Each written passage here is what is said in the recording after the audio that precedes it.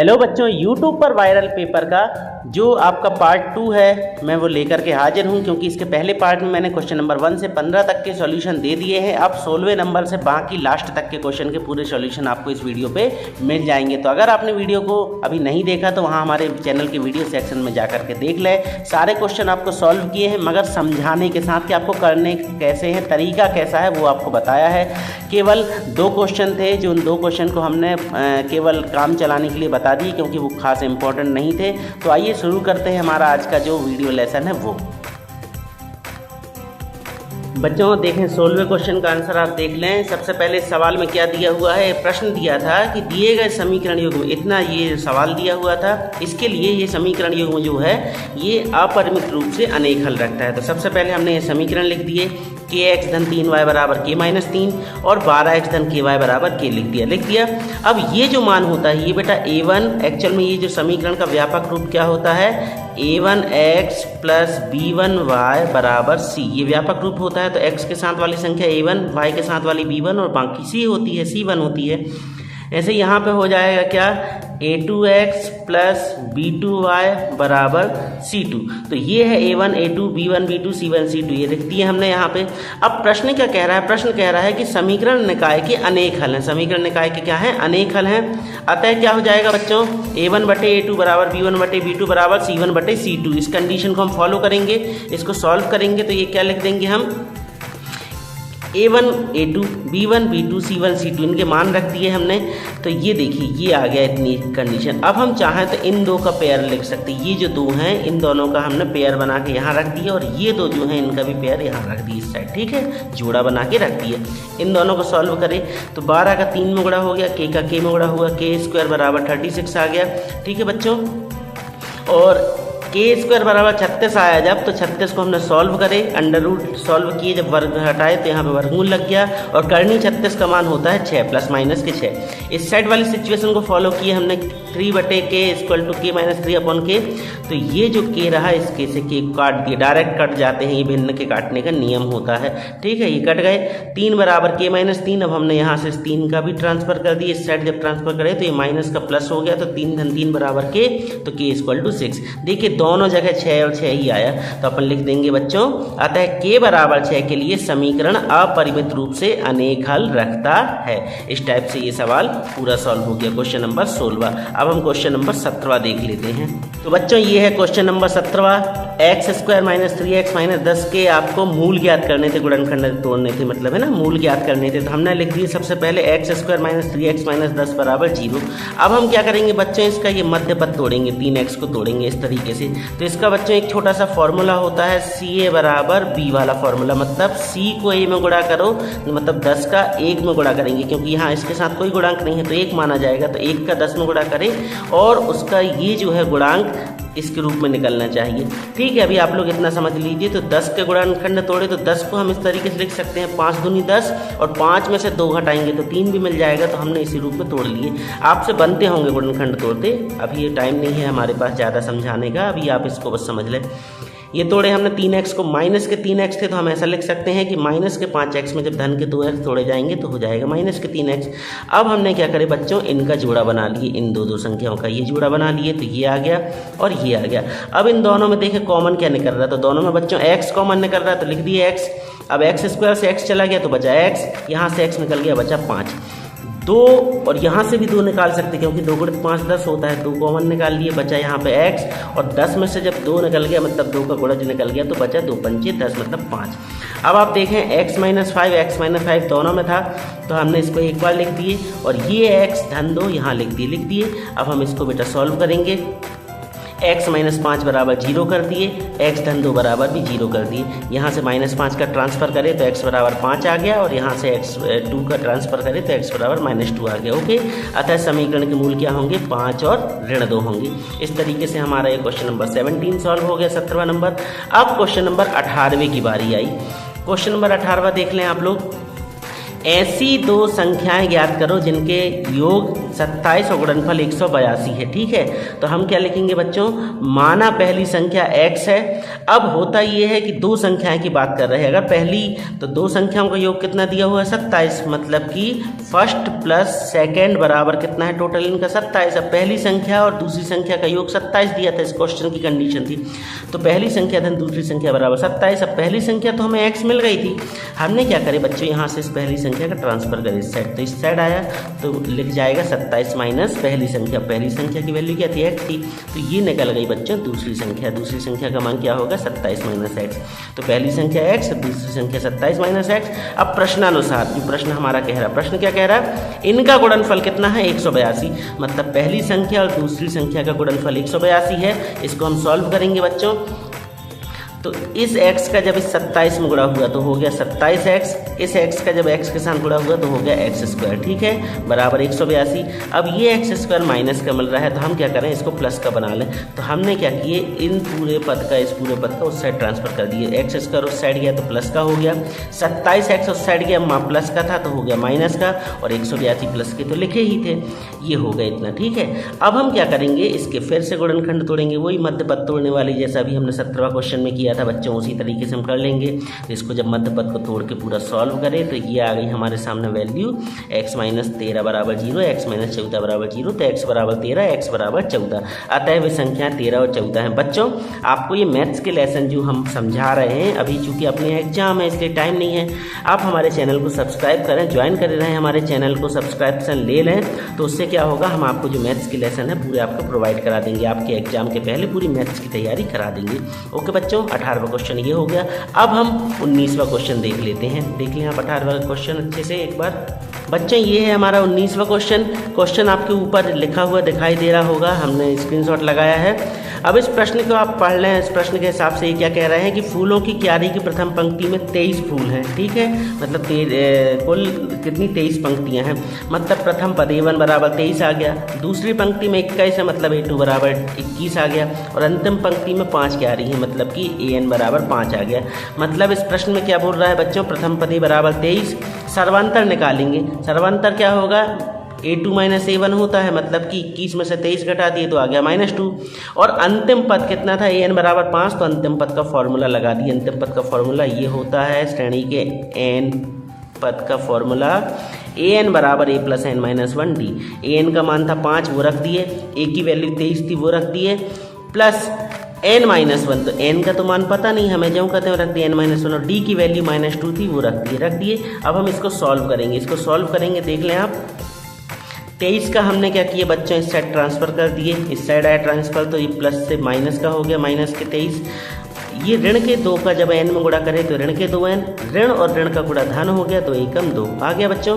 5 में से 23 गया तो माइनस के 18, ऋण के 2n धन 2, तो ये तो बचा था। अब हम 2n का इस साइड ले आएँ और माइनस के 18 को उस साइड ले जाएँ। बच्चों ये -18 लिखा हुआ है, तो -18 जब उस तरफ गया तो प्लस का हो गया, और ऋण के 2n जब इस साइड आए तो ये प्लस के हो गए।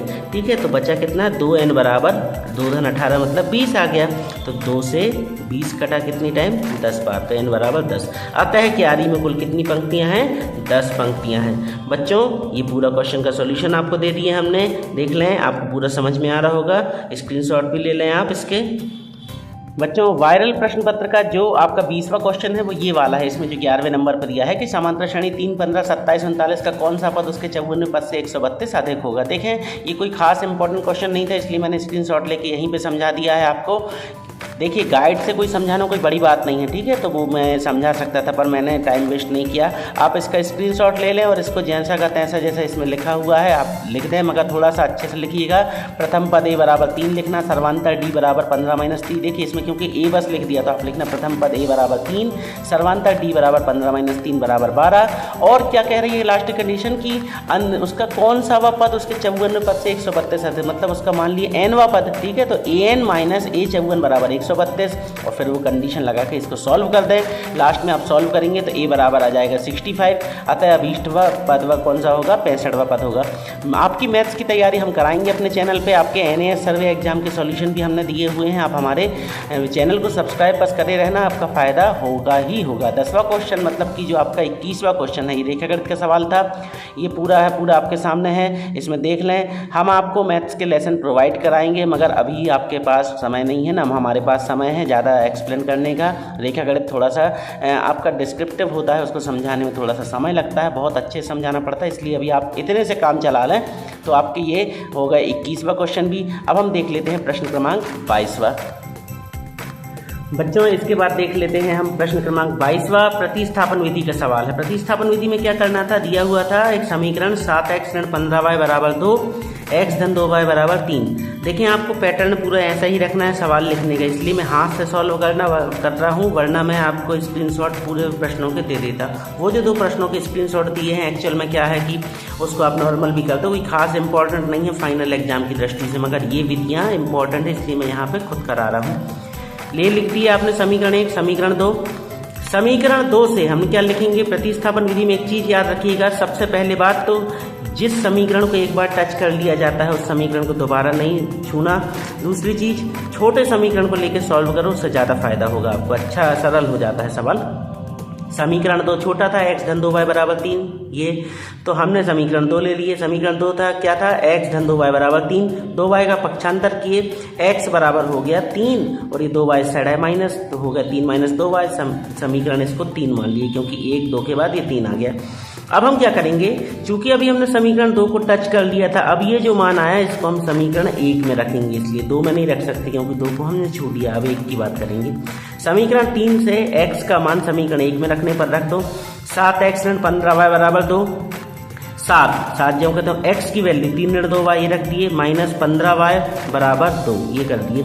अब हम क्या करेंगे, 7 का 3 में गुणा करें तो आ गया 7 या 21, माइनस 7 का 2 में गुणा हुआ तो 7 दूनी 14y, माइनस के 15y बराबर 2, ये तो ज्यों कहते था।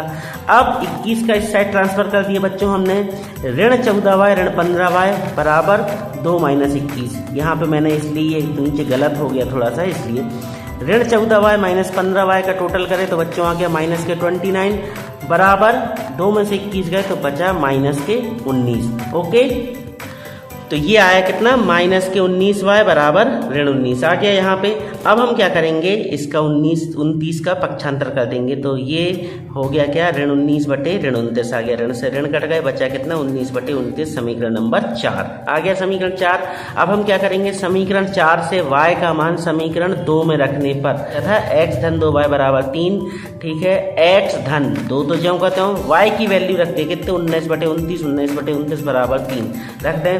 अब 19 का 2 में गुणा करें 38 आ गया, 29 तो ज्यों कहते हो था x धन 38 बटे 19 बराबर 29 बराबर 3। ओके, अब हम इसको सॉल्व करेंगे।